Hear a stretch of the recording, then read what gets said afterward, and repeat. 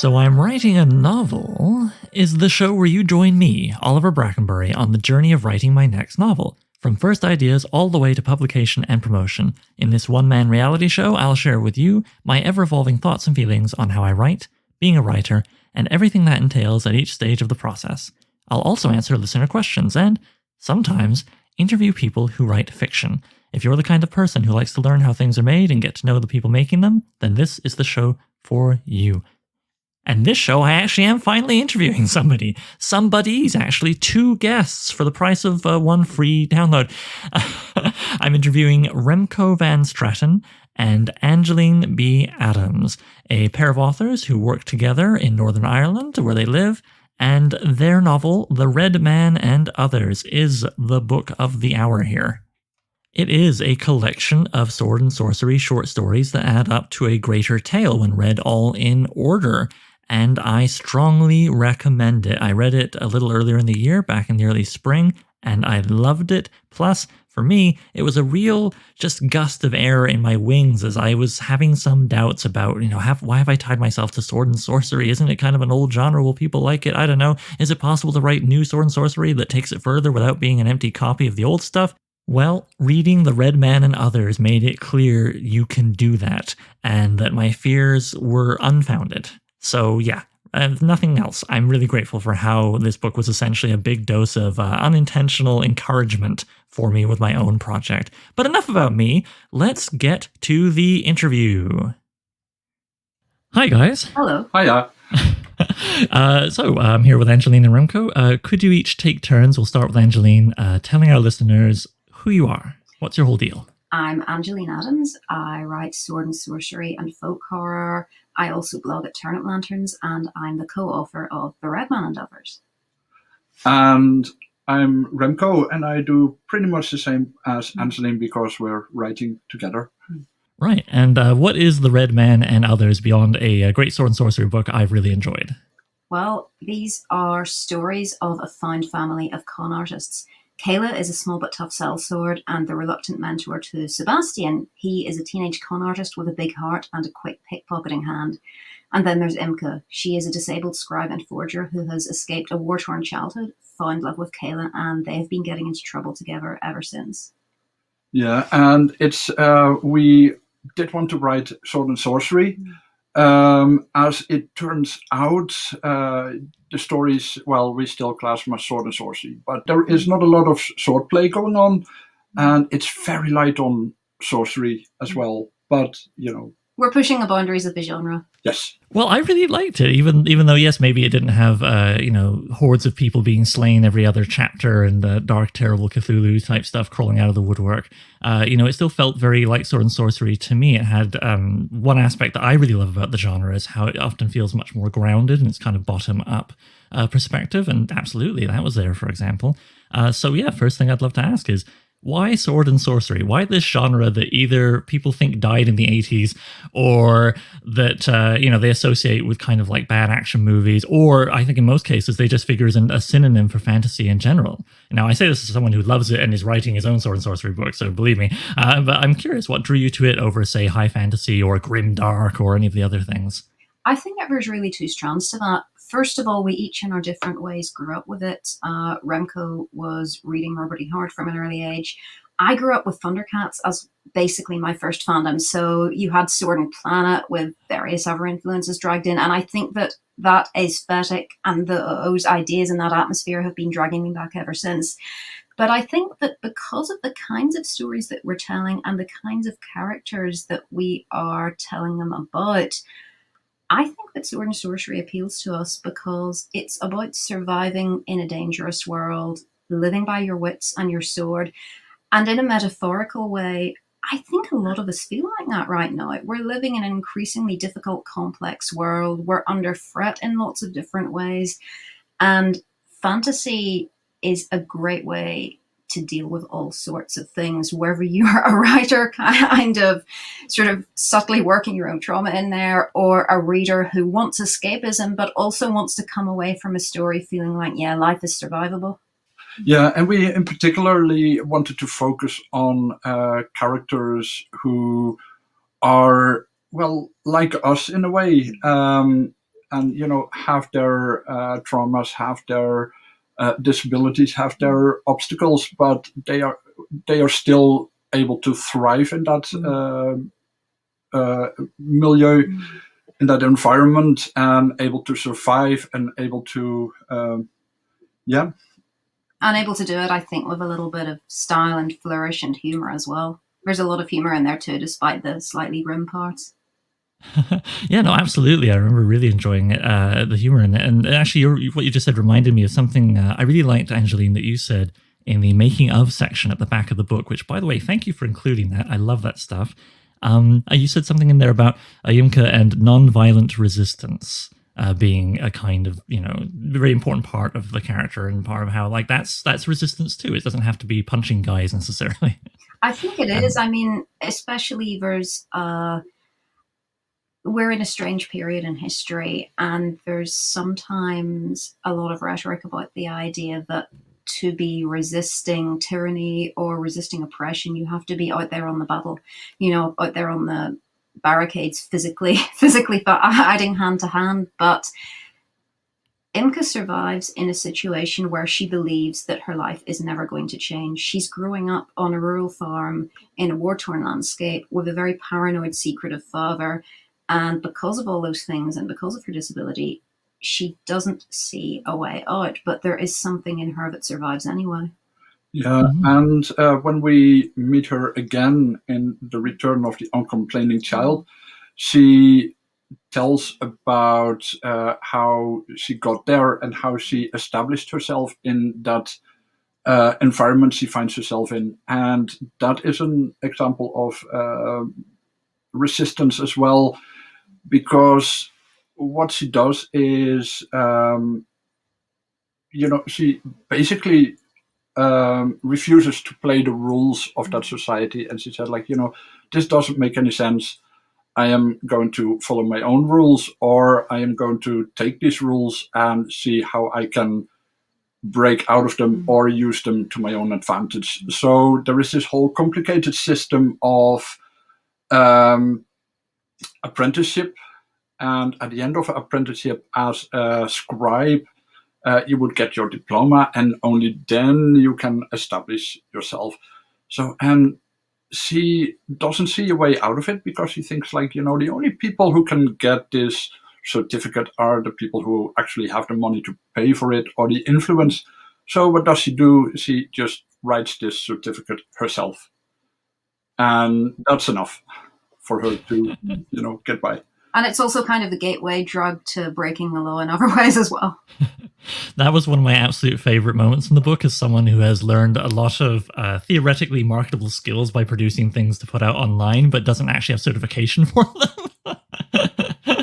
Yeah. No, I got a big kick out of that. And I did like that as her gateway to crimes and other things. That came directly from my life as well, because I've had relatively little formal education because my health just completely derailed. Going to school. I didn't go to university, but I kind of had to create a journalism career out of nothing. And like Imka, I ran into the sort of the unfairnesses that are inherent to the system. And so that was, I think that I was writing that on a slightly bitter day, but I made it funny.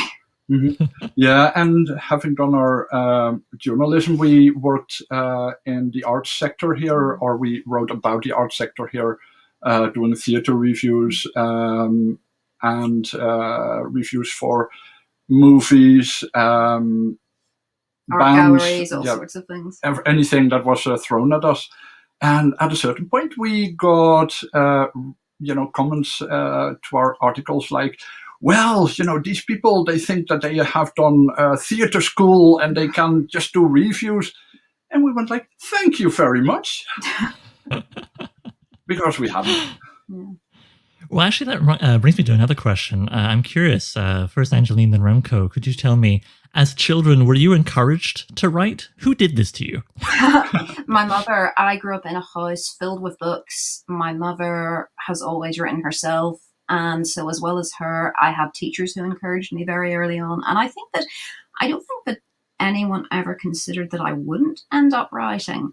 And of course, in some ways, it's a product of unfortunate circumstances as well, because I've been very thrown on my own resources by the fact that I didn't go through a normal experience of university and jobs. So it became a form of expression, but it's also a thing that I can very practically do when other options aren't open. I I did get encouragement from my family. We are a family of readers. Other people would always remark that there were always books around the house and on the table. Um, so how it started for me is when I was about 5 or 6. I saw the original King Kong film on the television, and that stuck with me, even though I spent half of the time, behind the sofa not watching it. And I don't know why, but when I was 8, I decided to make my own book of it. So we had this really big ancient typewriter, one of those cast iron machines. And I started pounding out my own novelization of it. And the thing with that is, it was very heavy to operate the typewriter. So I had to have a pencil in my fist and, stab at the keys. And yeah, so that's how my writing career started. Then, when going to high school, I joined the school newspaper, and when I studied further, I kept doing that. And yeah. We do still have the King Kong story, by the way. It's survived for years. Excellent, I love it. Angeline, do you remember your first crack at writing a novel? Was it translating a movie you'd watched, like Remco, or something else? I had a lot of false starts at novels whenever I was a child. Like my primary school years are full of like novels where I designed the cover. I wrote something very basic, and that's as far as it went. But in my mid-20s, I started working on something that was not fun. Well, very bare sort of layer of fantasy over it, but was basically very autobiographical, very much about where I grew up, and family stuff kind of twisted to hopefully make it unrecognizable. And it's still sort of in a semi-written state. It's out there somewhere. It will surface one day. Yeah, I think I did short stories and comic books. I always tried to get an artist friend to draw my dumb superhero ideas or whatever. It wasn't until I was 19 and I wrote the first 20 pages of what was a post-apocalyptic story that was very obviously about me and a girl I had a crush on in the post-apocalyptic ruins of the small town where I was raised. Yeah, maybe I'll make that like a really big Patreon goal for down the road. If you have me reading that out to people, we'll see what happens. So I think we've touched on it a little bit, but I'm curious, Remco, what do you get out of writing? And then Angeline. Oh, what I get out of it is, yeah, that's a good question. I have to think about it a little bit. I think even though we write fantasy and horror, we deal with the things that bother us in real life. There are things like religion, for example. Both in my own background, which was in a village where we had, it was a small village. It had 2 pubs, but 4 different churches, and they were all Protestant churches. And during the week, people got on well enough, but on Sunday, nobody would speak with each other. You would have one group of people go one side of the street to one church, the other group would go the other side of the street to the other church. So yeah, there was a lot of difficulty around churches while I grew up. Also, my older brother, when he went to kindergarten, the teacher asked him like, "Well, and have you been baptized?" And he went like, "No."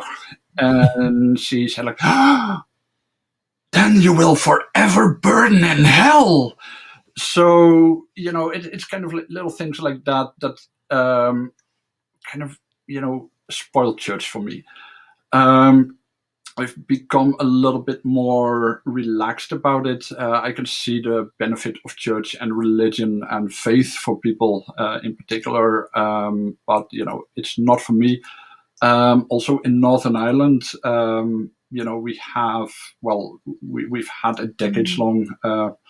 We've had basically, we now have a generation that has grown up sort of in the aftermath of a decades-long ethno-nationalist conflict, but the effects of that conflict are still felt because, surprisingly, you can't just write a peace agreement and have everyone sign it and then that makes it okay. And so I think that, like Rem, I'm exercising a lot of stuff because while I wasn't personally harmed in the Troubles, everybody who has grown up in Northern Ireland, we've all been shaped by living through times whenever people on a very fundamental level couldn't live together. And I think that what's coming out for me and the Red Man and others is, how do people cope with this? How do they build on top of the rubble with all the positives and negatives that kind of connotes? I didn't think, there are things in my life where, again, it's not that the Troubles has been this massive personal struggle for me as it has for so many people who have really suffered. But I found out that I had more things to say about all of that, and especially about some more personal experiences with religion than I realized. And I think we've both really, it's been a bit of an exorcism in some ways. And so, you're writing about the bad things that people go through, but also about how they survive, and very particularly about how they survive together. I mean, in some ways, the book is kind of a love letter to the power of finding your people and how you change whenever you meet them. And it's kind of like, we've been really touched by how people have responded to that aspect of it, particularly. And I think that one of our sort of unstated goals with it was to, I suppose it's like a little fist bump to the people who have kind of held us up whenever we have had difficult times, and to those kinds of friendships as much as anything. Mm-hmm. Yeah, so it's part of it is dealing with our own traumas is maybe a big word, but there you go. Yeah. But a huge chunk is indeed that we also want to write the stories that we want to read. Yeah. We want to write about the people we want to read about as well, and that is a huge motivation as well. Yeah, and I mean, hearing that it has worked like that for people has given back to us an enormous amount. Oh, well, that's excellent. That must be really gratifying to have people who connect with the whole found family, right? That's the term du jour, I think, in writing circles. Found family, good marketing term.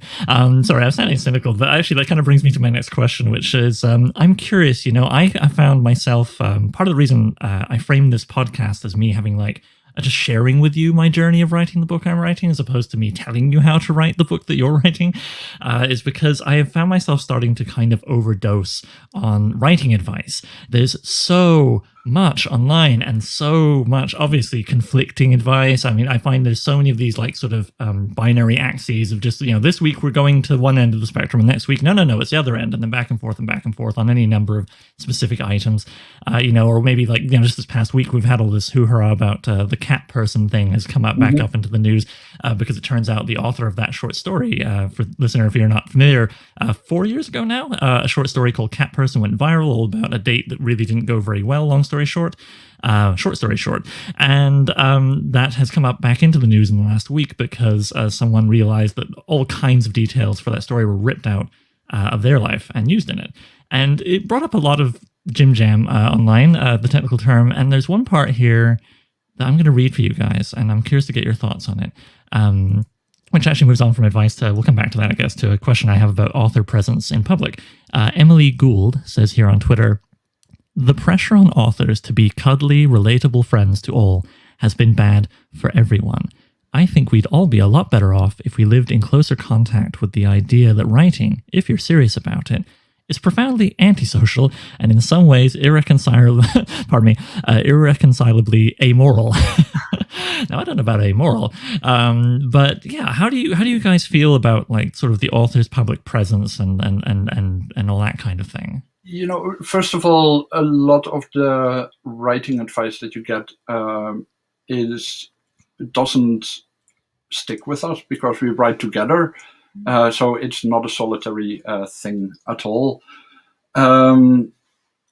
About dealing with an audience, So I think that the moment you put a story out there, you do not longer own it. Then it becomes part of the audience as well.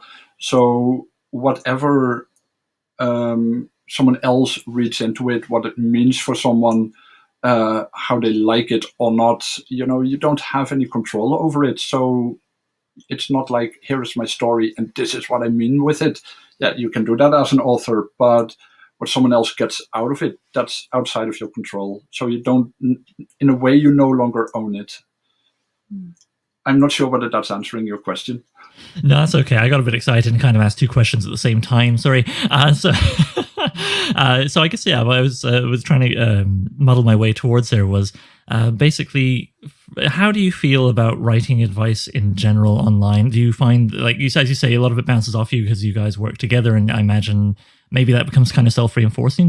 Maybe it's the opposite. You kind of worry about getting in a bubble, do you think? Or Yeah, I think that for me, I mean, going back to sort of when I was first encountering writing advice, I think that I found a lot of it kind of alienating, because you would see a lot of stuff which was along the lines of, you need to be getting up at 5 a.m., before the business of the day starts. You need to get in a couple of hours a day. The big one that really I bounced off very hard was, you need to write every day. Because what would happen is that I would have the laptop by the bed. So as soon as I woke up, I would be trying to get my hour in.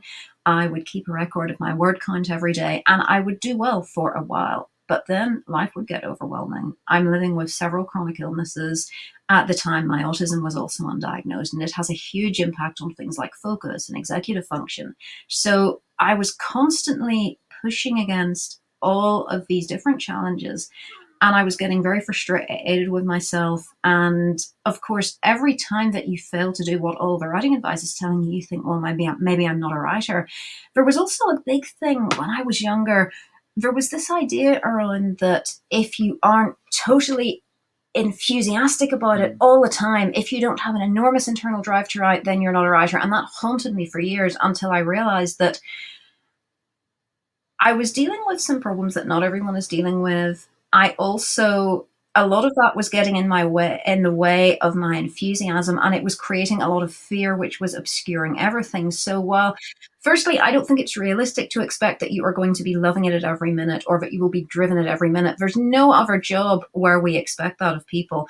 And so I'm glad to see that rhetoric is kind of dying now, perhaps because of the times we're living in, when it is tough out there for writers.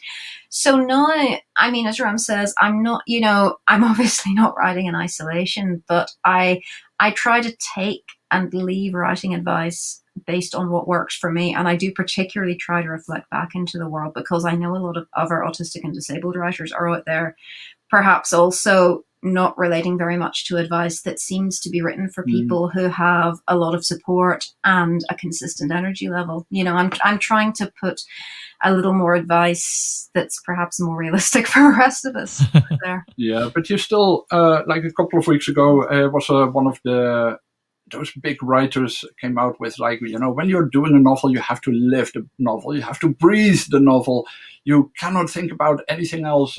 All the rest of your life has to be put aside. And and I'm thinking, like, that's good and well for you, if that's your career and you don't have any other commitments. But most of us, we have a day job, we have to pay the rent, we have family obligations, and we do have to take care of our health as well. So that's just not going to work out for most of us. So I think most writers are not earning a lot of money out of it, so they have to do it in the small hours, whenever it's convenient. And when they've had a day at work, they might not have any brain left to write, because it's well, at least for me, it's not like I move beyond the keyboard and I just start pounding out words. That's, for me, it's not how it works. I have to. It's more like mining sometimes, isn't it? You have to go down into the deep dark caves and dredge it up. Yeah, and sometimes when your mental energy is low, it's you have to go really deep to get to that point where you're actually focused enough to write. and often that only happens in a weekend. So no, you've got to find the resources when you can to do it. And I think I have a theory I'm curious to get your opinion on. I really do think that a lot of the writing advice is particularly, I would just say, toxic. I mean, the stuff that says, you've got to burn yourself down and forget about your loved ones, forget about the cat, get rid of the cat, focus more on the writing or whatever. All that kind of like raw, intense stuff. I think it's people who are trying to puff themselves up. I just think it's premium projection without thinking about the effect it might have on other people, particularly younger people who are trying to start their writing careers. And they maybe don't know that, this person's probably just puffing themselves up, saying you got to write every day for 2 hours between 5 and 7 or you're not real. Why all this focus on, as I say, the puffing themselves up, I think, and also there's very few professions, I think, where people are so fixated on if you are that thing or not. Are you a real writer? As you said, I think you touched on there, Angeline. You don't have people going around, are you a real plumber? Real plumbers do this thing. They plumb between 5 and 7 every day. It just doesn't happen. So do you think it's just this kind of, a lot of writing advice that gets put out there, particularly the stuff that's a bit obnoxious, is maybe just a product of the individual's insecurity? And one of the best lessons I think maybe people writing could learn is to spot that. I think you're right. And also part of it, you can't really separate it either from the fact that most writers are also the main person doing PR for their own work. And social media especially, like you touched on it earlier, Oliver, there's a huge need to have a certain kind of appearance on social media, to be present in wider conversations about writing and also as a reader about fandom. There's such a lot of expectations around image that I think there's a danger sometimes that your energy can go into that more so than into the actual work. And the thing is, we're all in the same boat. We've all got this problem of our attention is being demanded from so many different angles. And it's not for nothing that we have, programs specifically designed to turn the internet off so that you can get some work done. And I freely admit that I rely on that myself. So I think that it can be hard sometimes when you see someone who is very present on social media, who is making these pronouncements, which, as you say, imply that their own writing life involves a monastic level of discipline. It can be hard to remember, that person has probably also had times when they've spent the morning, plunging the toilet, cleaning up cat vomit, trying to, stop their children from cutting each other's hair or whatever. But that's not the stuff that necessarily makes it into the lofty writing advice. And so you can end up with a very polarized view. Yeah, so I do think that, it does take a certain dedication. You can't just put "I'm a writer" on your Twitter profile and then waiting for the words to come. That's the other extreme. That's the other extreme. So that's not it either. But I do think that, as there is a certain pressure to maybe be seen as more professional than you maybe are, because part of the time we don't know what we're doing, and you do something, you try it out, and you go like, that didn't work, and you backtrack, piece things together until it works. So there might be a bit of gatekeeping involved. Where you will also see that is the and that's been recently in particular, or that's never stopped, is writers putting down other ways of writing, other genres, but in particular like fanfic. Fanfic. That's not real writing. It doesn't count. It's no. You can't do that. That's you can't do that. So, and I've seen the same in the past in the art world, where people will say like, I like drawing and I'm painting, and people go like, but you can't call yourself an artist because you haven't done art academy and this and that. And I'm going like, no, just if you like drawing, if you like painting, just do it. Be creative. At a certain point, doing the thing is what makes you the writer, makes you the artist, and we let a lot of other ideas get in the way of that. Yeah, I agree. I think, again, it's this thing of, because it's a question of, are you a writer? We get this, it creates this gap of insecurity to come in and create all these behaviors. Plus the online thing where we, as you say, we have to sort of raise our humanity to a certain degree, and just be like, I'm a good productivity bot, masquerading as a human. And actually that brings me to sort of a sub-question of this, because of course we don't just write, we read, and we also look at other authors and their websites and Twitter feeds and all that stuff. I'm curious, what do you enjoy in what authors choose to share of themselves online? That's a great question. I like it whenever authors talk about their influences, especially when the influences are a little bit oblique or not necessarily what you would expect from reading the thing, because I found that myself. I mean, you might think that whenever someone's writing Sword and Sorcery, then all the influences would be Sword and Sorcery. But in my experience, things often come from very different angles. And the other thing is, I really appreciate it whenever authors do acknowledge the times when things went wrong, the times when they didn't and still don't know all the answers. And, because we're always looking at other authors who are a bit ahead of us or who seem a lot ahead of us, and we're thinking that person is on a pedestal to which I shall never ascend. And then you realize that they also have concerns about their promotion. They're worried about, how sales are going. I particularly do wish that we could admit more. I think that we're afraid of looking as if we're failing, so it can be hard to acknowledge sometimes the reality of, well, no, sales aren't where I would want them to be, or I'm finding it hard to break through in terms of, finding more Twitter followers, or I'm finding it hard to get some traction in terms of reviewers. I think the main way that does express itself is that you'll see people.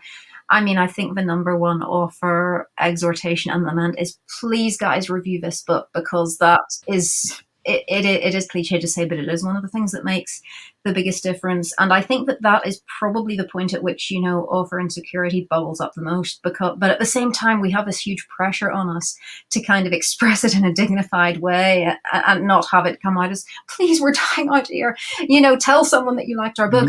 So at any time that authors are willing to say, you know what, it's challenging, I'm struggling, I would like things to be better. I love it whenever people are honest about that. Yeah. So this is a general plea. Please review our book.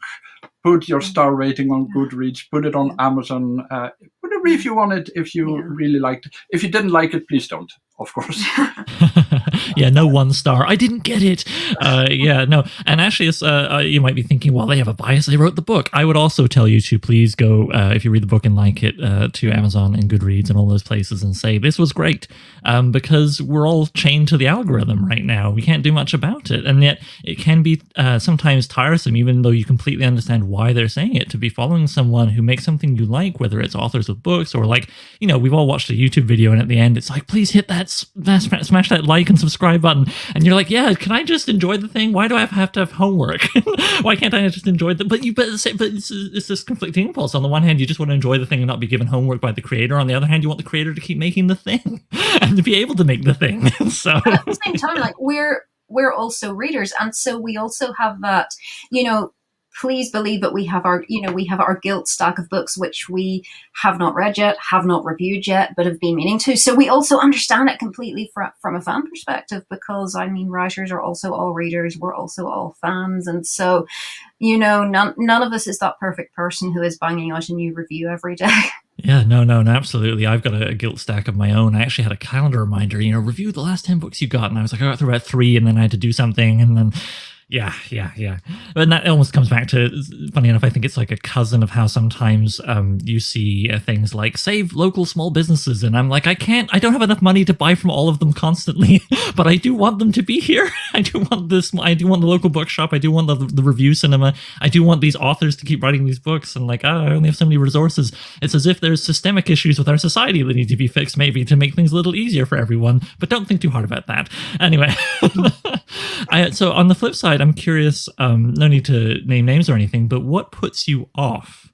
What have you, when you, aside from maybe the obnoxious writing advice, where it's just like burn yourself to the ground, that we were talking about a minute ago, when you were looking at an author's website or their newsletter or their Twitter feed, where's the line for you between being very honest about what's up with them, which Angeline, I couldn't agree more. I'm trying to do that with the podcast, we'll see, but that always with that fear of showing my arse in it.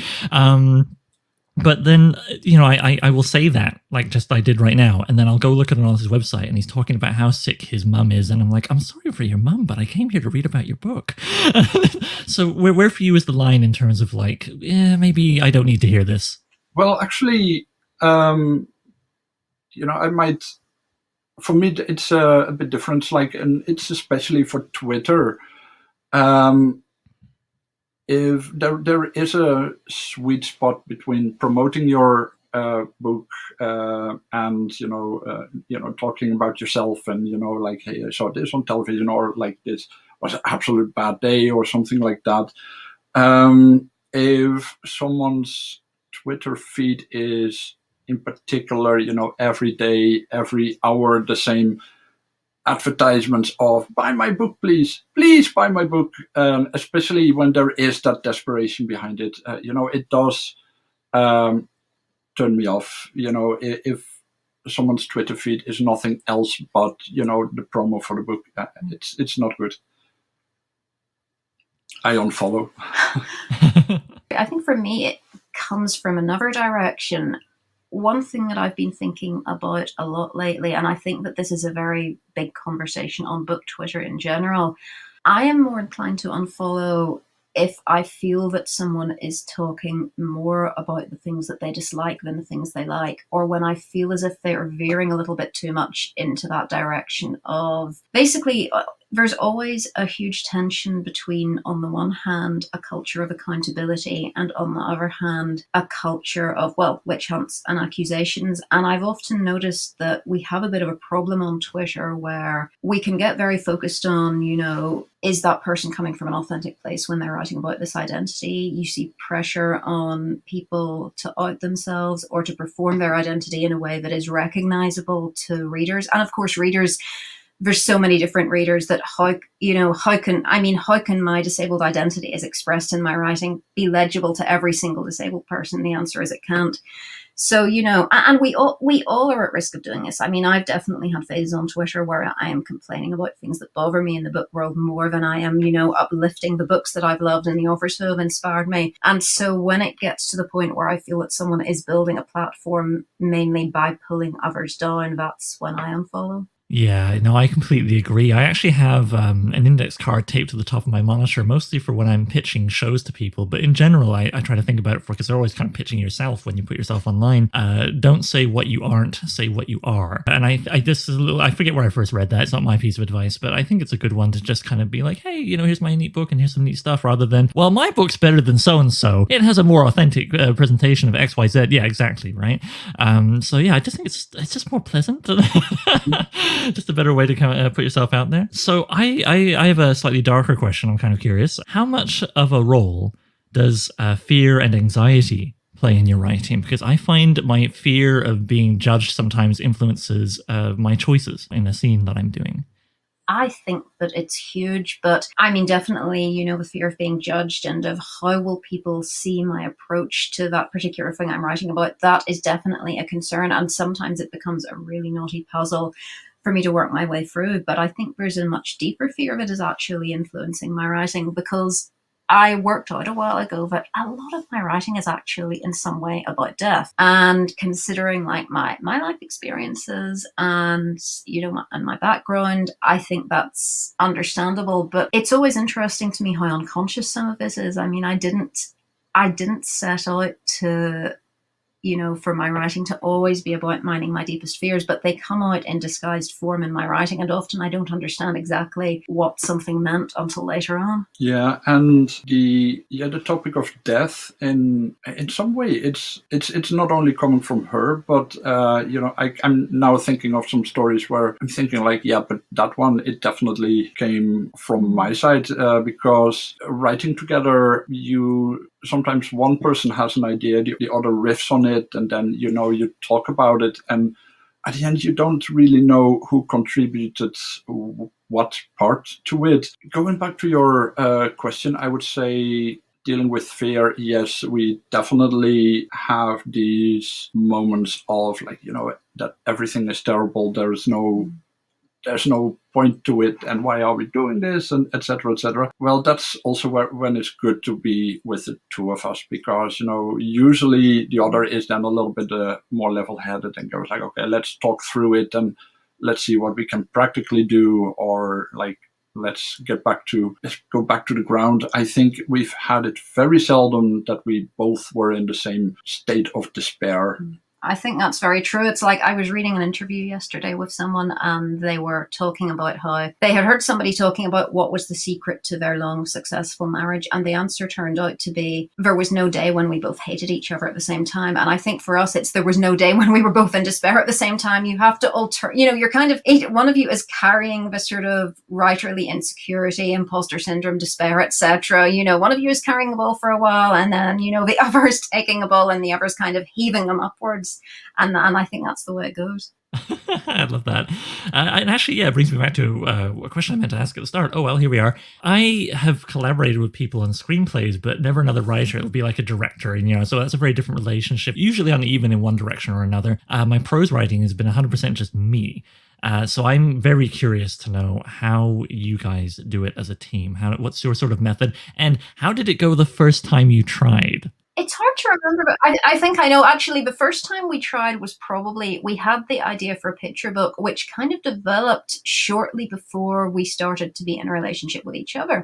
But it was one of those very long things where we both had feelings that neither of us knew how to voice, and so there was an atmosphere. Let's put it that way. And I think that we kind of traded ideas back and forth. That picture book is still not being written, by the way. They could have found their way into other things. Our method, though, is we work in alternating drafts, and so it's layered. And the fact, maybe he'll come up with a synopsis, I'll do the first draft proper. Crucially, these are always separate files, because whenever you have two people working and, you go through such a process with something you're writing, sometimes one of you is going to be too editing happy, is going to cut it down too much. Sometimes you're going to change your minds mutually about what direction something should go in. And only towards the end do you realize, what, we actually need to sprinkle some ideas we had at the beginning of this thing for flavor. And so you go back to one of your earlier drafts. So our process is that we alternate, and that we don't get in each other's way. Whenever it's someone's turn, whenever someone is working on a draft of the thing, obviously the other person can say, hey, what about I meant to say, and then that can go into the side notes,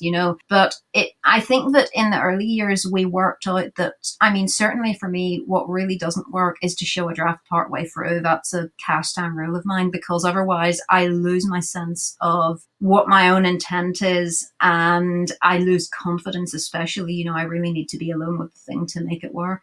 Yeah, I need approval to keep myself going. So I'll, show my paragraph that I've written. Like, look, isn't this a nice paragraph? And Angeline goes like, yeah, that's very nice. And then I write the next paragraph. So, within our method, we do work a little bit differently. I think we have developed a certain house style where we are being able to work towards a common voice. And within that as well, I think we're, the main thing we've learned is not to be too precious about our prose or our, anything that we've written.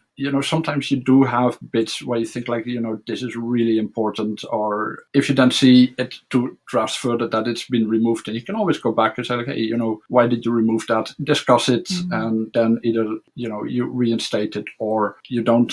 I don't think we have had any big fights over it. I think that we're more likely to have misunderstandings over intent than anything else. But the thing is also, a lot of discussion happens in between. A lot of the important stuff about character arcs actually just happens with us chatting to each other. Like, we'll just get spontaneously get into a long late night discussion about Sebastian, and what the sort of what his early childhood has done to him, and then that will become a guiding sort of principle for different stories that we are working on. But yeah, the process of doing actual drafts, one phrase we use a lot, if we're going back and forth about whether does that sentence work or not, does that idea need to be introduced here or not, we use the phrase, but that's not a hill I need to die on a lot. If there's something where, well, this is why I have it in, or this is why I phrased it like that. But in the end, if we are trying to cut things to make word count, it's not, a number one priority. And one thing we've started doing, and not that long ago, is to, go through the story together at the very end.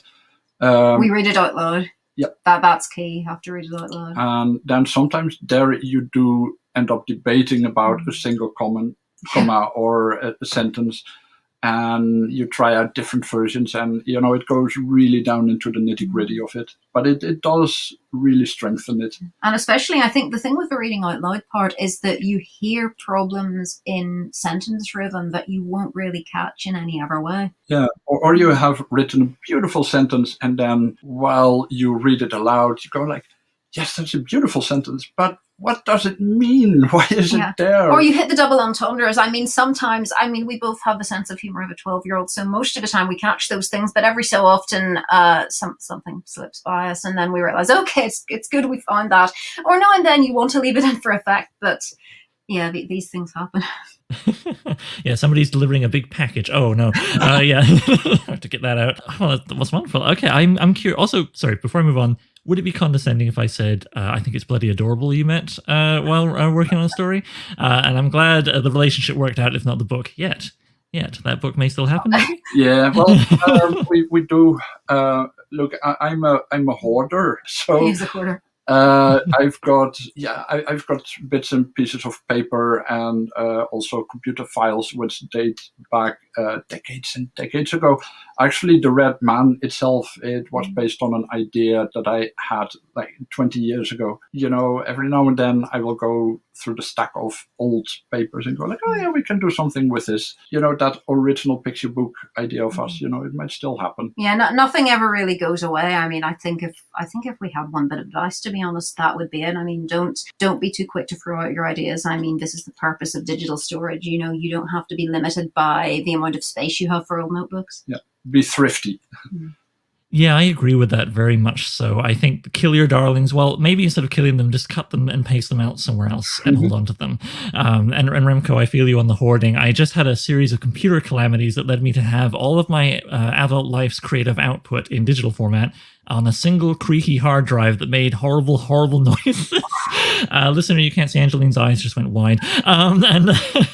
And luckily I was able to get everything off that shaky little arc into new digital storage fairly quickly, but it was a bit horrifying for about a week there. I was thinking, oh yeah, right, digital hard drives last about 10 years. This one I got 12 years ago. So, okay, we're getting near the end here. One quick question before we sort of wrap up. You guys have been doing a lot of promotion for your book, as you do. I'm curious, is there anything you wish people would ask you in interviews? We're both looking very glassy-eyed. I just want to say audio medium, and I want you to get the full effect. I don't know. Anything you wish you could I would like to talk about that in the interview, but they never ask me about the cat. I think we're pretty good at shoehorning our pet subjects into interviews at this point. I honestly think it's what I would say is actually I'm curious about what your view of this is, or how it works for you is.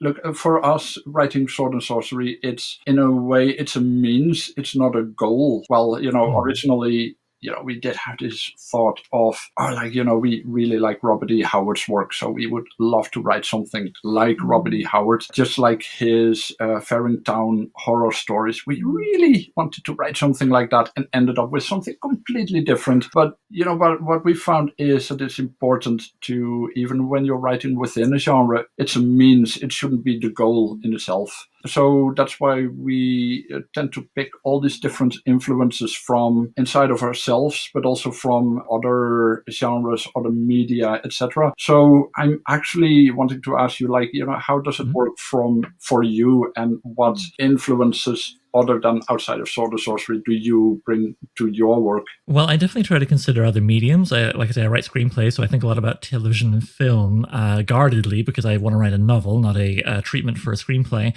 which can happen by accident sometimes. As far as the genre, Sword and Sorcery, I've been obsessively reading as much as I can get my hands on for the last 2.5 years or so, and I really enjoy how Brian Murphy defines it, the sort of 7 qualities he names in his book Flame and Crimson. But he says in that book, you don't have to checkmark all 7 in every story, otherwise it's not Sword and Sorcery. And it's not fun to be overly dogmatic about what gets through the gate and what doesn't. He said that when he was talking about Jack Vance's Dying Earth series, which isn't exactly, Conan stuff, is it? But he made a good argument for saying you could consider at least some of it as Sword and Sorcery. So, and here I am writing this Untitled Sword and Sorcery novel, and the whole first third, I'm not sure it qualifies as Sword and Sorcery. It's all about the main character kind of becoming a Sword and Sorcery protagonist, which she then is for very much the back 2/3 of the novel. And does that mean I did it wrong? I don't think so. I think it's the genre is my starting off point, and what it is by the end, we'll see. I'll think about that when it comes to time to market it and so on and so forth. But I'm still finishing the outlining, so I've got lots of time to faff about and not worry about that. But yeah, I do think being overly dogmatic is the death of creativity, and it will straitjacket you and make writing harder. And I think everything you do when you're writing should be about reducing friction, not making it harder for yourself. So yeah, that would be my thought on that. Okay, so we're just about at the end here. Before we wrap up, I'm going to link the hell out of this, but some people might not look at those links. Where can people find you and buy your stuff? Well, you can find our paperback, and we do encourage you to grab the paperback version because it has lots of extra flash fiction, illustrations, and making of material. You can find that on Amazon. Whichever country you're in, your version of Amazon will have our book. You can also find more of our writing at our blog, which is turniplanterns.wordpress.com. And you can follow us on Twitter at twitter.com/Angeline B. Adams or Remco Straten. Yeah, the Remco fan Straten was already taken. It was taken. There's another review. Yeah, it is. There is. The last I heard from him is that he was selling dodgy timeshare apartments. That's not me. So not that guy. Yeah, I've got a URL squatter sitting on my last name, brackenbury.com. I'm waiting for the alert that tells me one day when he lets it go instead of trying to sell it to me for $40,000 or whatever the hell. Sure, man, I'll be right on that. Great. Okay, so you've heard that, folks. Again, I will link all of that in the show notes and probably share it as well on the show's Twitter. And absolute final question. In brief, what are you working on now? Well, at this very moment, I'm working on a novella about Kaila's origin story, which started out as a Sword and Sorcery thing, but I have just this week removed pretty much all of the sorcery from it and some of the sword play as well. No, I was looking, it had been on the shelf for a while to rest and, to have a clear view on it. And I was reading through it and I was looking at it and thinking I only put this stuff in to, tick that, sorcery box or this sword box. And I thought it's not really strengthening the story. So I chucked it out. So I'm kind of redrafting that. Well, first, just making lots of notes of what I would want to have in it. It's more about getting the emotional arc right and whether the protagonists of it, there's a Kaila and another woman, whether their relationship towards each other, whether it works over a span of time.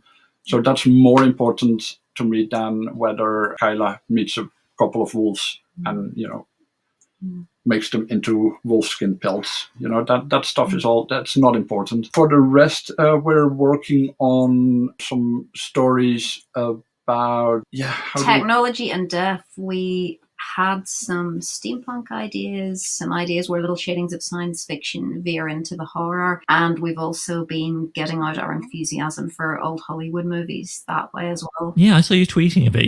Are you working on a short story set during the making of a film from the 20s, or am I? We are indeed. But it's a slightly alt universe thing. So in our story, the Laurence Olivier version of Wuthering Heights happened a lot earlier than it did in real life, with associated complications. We were interested in doing something steampunky, but we did want to go beyond the let's give the people top hats with goggles on. You start with a basic idea of okay, we'll start with a world in which World War I didn't happen, but the Spanish flu happened and happened again and happened again. This is actually one of those ideas that I had 20 years ago, so it's nothing to do with Corona. It's just relevant now. Yeah. So, and then you start to think about this? Like, what consequences did it have? So yeah, and just for fun, like, okay, they were filming Wuthering Heights, but technology was way back, so it will be silent movie. Laurence Olivier will still be a prima donna, but it's a little bit different setting. It gives me another opportunity to draw in my love for old silent movies and their aesthetics as well. So yeah, that's a blast. Whether we manage to sell it, that's something else altogether. But we love doing it. Watch this space. Yeah, well, good luck. And I think, it's a wonderful sounding idea. I'm certainly sold on it. And now, if I remember correctly, there might be plans for a Red Man and the Others sequel if it is financially viable, which it has to be. So buy the book, listeners. Buy some for your friends. That's what I did. I got a couple of copies for friends I thought would really like it. But yes, so there might be a sequel, yes? Yes, we're hoping so. I mean, in the end, it's all about, we're not fast writers, and he's doing it on top of the day job. So we're having to think very carefully about, is there an audience out there for it? Can we justify putting our time into focusing on this versus putting it into other projects? So yes, I mean, people buying a book is a big factor in that. Yeah, but we do have the ideas. And we have some drafts, like, sometimes it's very crude outlines. We do want to track these characters, also what happened with them before, like how did they get where they are, but also like, what happens in 5 years' time, what happens in 20 years' time. We do want to look back on them. Yeah, we want to meet them at various stages of their lives. Yeah, I would very much be into that. Yeah. So yeah, and of course, this is something some fans don't seem to like hearing. Oh, it matters how much money they make, whether or not they write a certain thing. They have financial concerns like everybody else alive. Yeah. Yeah, that can be hard to put out there as well, right? I almost feel kind of like how people would push to have people working at companies share their income with each other to help generate, a push for income equality, right, between, say, men and women or whatever. And in a similar vibe, I think if more writers were just really not bitter, but just honest about, money is a factor in my life too, believe it or not. It's not just the muse, then maybe that would help us all, I think, readers and writers. Okay, so thank you very much for speaking with me today. Again, folks, I'm going to link to the book like crazy, website, Twitter, show notes, everywhere. Please consider going off and buying a copy, buying a few copies, give some to your friends. It's great. I strongly, strongly recommend it. Thank you for joining me, Remco. Thank you for joining me, Angeline. Well, thank you for having us. Thank you very much.